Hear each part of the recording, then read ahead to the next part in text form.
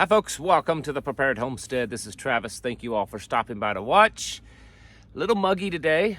I think that we've got an afternoon thunderstorm coming in. It's like we're already to that part of the year where it gets hot and muggy during the day, and then by the afternoon you have a thunderstorm that blows through. That usually doesn't happen this early in May. In fact, was it last year or the year before, we had a snow like on the 3rd of May. So summer's come early this year, which also means that there's just summer things you're already doing. I'm already mowing again and weed eating, and it's like it's growing like crazy. It's what I've been doing all morning.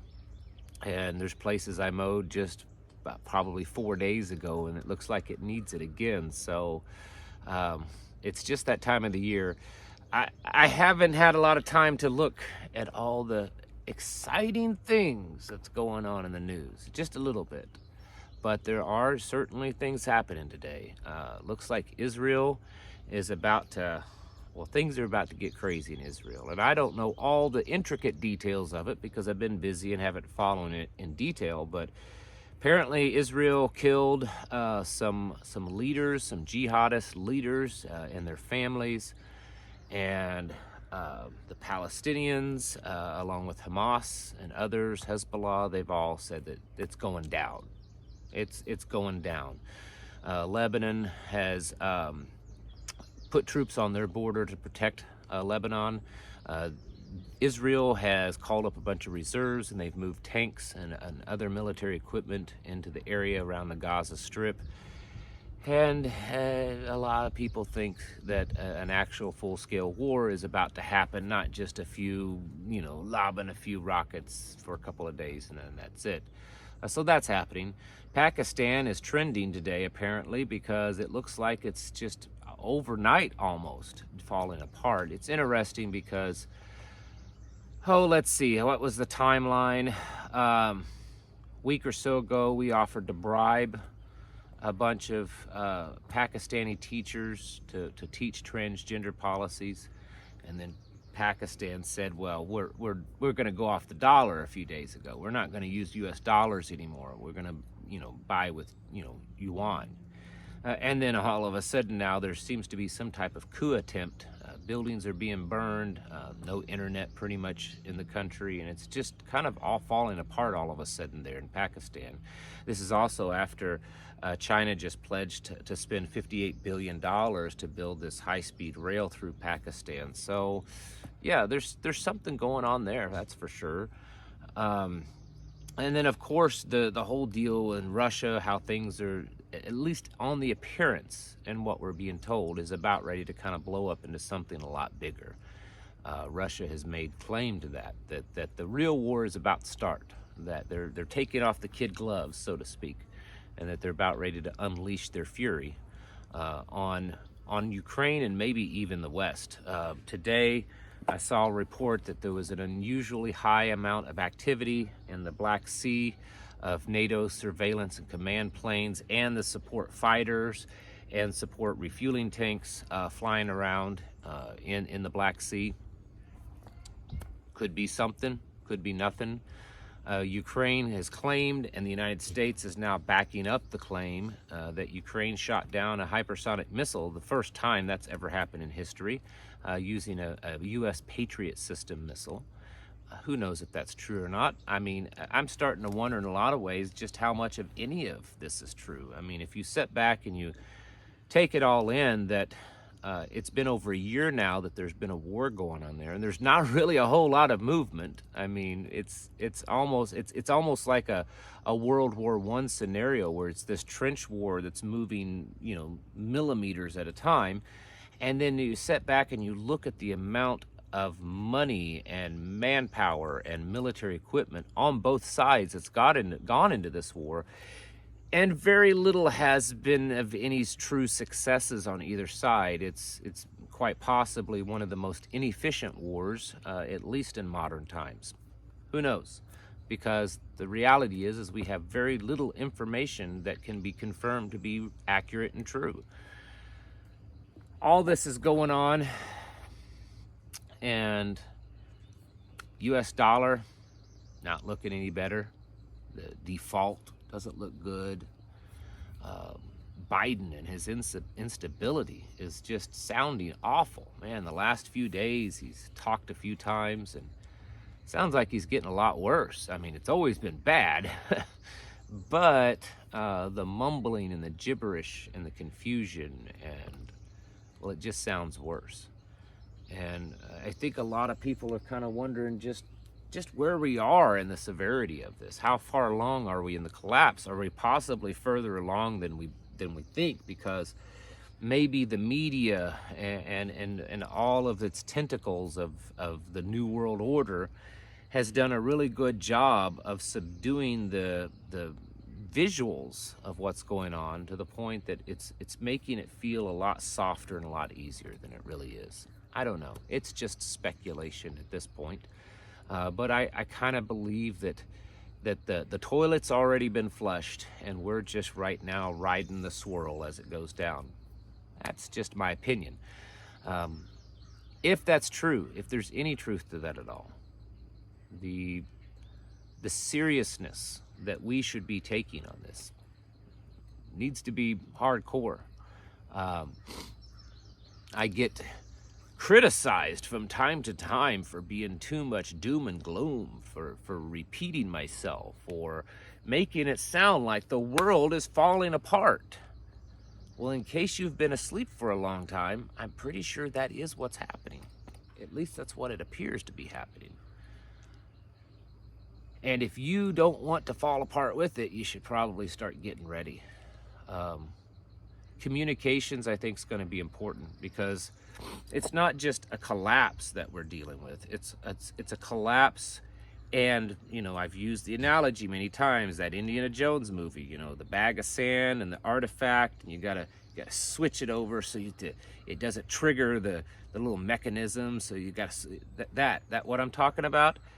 That is what I'm talking about. They've got to switch things over. So it's not just a collapse that we're dealing with. It's also the switching over to a totalitarian regime that humanity's really never seen before. I mean, there's certainly been regimes that's been harsh and horrible and controlling, but now they're going to have all this great technology to use to have absolute total control over us. And so when you put that all together, folks, it's not looking good. It's going to be crazy. It's going to be bad. I don't think any dystopian movie has anything on what's probably headed our way. I just saw a report today that they estimate that in the next decade or so, AI and the robots that, are part of the AI system will have the capability of replacing about 80% of the jobs out there. And I just want you to stop and think. If they do something like that, even if it's not 80%, even if it's half of that, 40%, 30%, what are all these people going to do? They don't have jobs anymore because the robots, the AI is doing it. You think they're just going to forever give them their reparations and the universal basic income? No, they're not going to do that. I mean, they may say that now, but they're not going to do that. At some point, they have to cull the herd. There will be a purge. It may come in the form of a pandemic or more of this kind of stuff or whatever, but it's going to happen. And if you don't want to be part of that culling, part of that purge, you should probably step outside the system, folks. You should probably secede from it, sever that umbilical cord, and figure out how you're going to live outside of it. It's not easy, and I don't have all the answers. I mean, I'm not living completely outside the system, although we're living way more outside of it than most. It's something that's part of a journey that we're on. Our kids don't use public education. We don't go to allopathic mainstream medicine unless it's a life or death type of, immediate medical emergency. We raise a lot of our own food, and what we don't raise, we try to buy a lot of it from good sources and local sources, and we work with local folks on a lot of things. We try to stay here, and we try to learn to do for our own. And I know that's not going to take care of all the problems, but it's definitely conditioning us and putting us into a place that we can more readily and more easily make a transition when it's really necessary, away from this failing system. It's corrupt, it's evil, it's wicked, it's satanic. Some people don't like it when I say that last part, but it's true. It is. It's satanic. That's all it is. And you need to get away from it. And you need to be forming your own tribes, being part of a tribe and learning what that means, what tribal means. You need to learn how to be self-sufficient and what that means. And you need to learn to be getting your houses in order. It looks like it's about ready to storm on me. Big old clouds are starting to move in. So while if you have a few seconds left, it's serious. Getting your houses in order spiritually. You know what that means. If you don't, you should. You need to be preparing yourself to be that bold as a lion warrior, because the spiritual warfare of what's going on, it's about to open wide up. I mean, it's going to be bad. And the psychological stuff, it's already happening. They're winning the battle against our youth.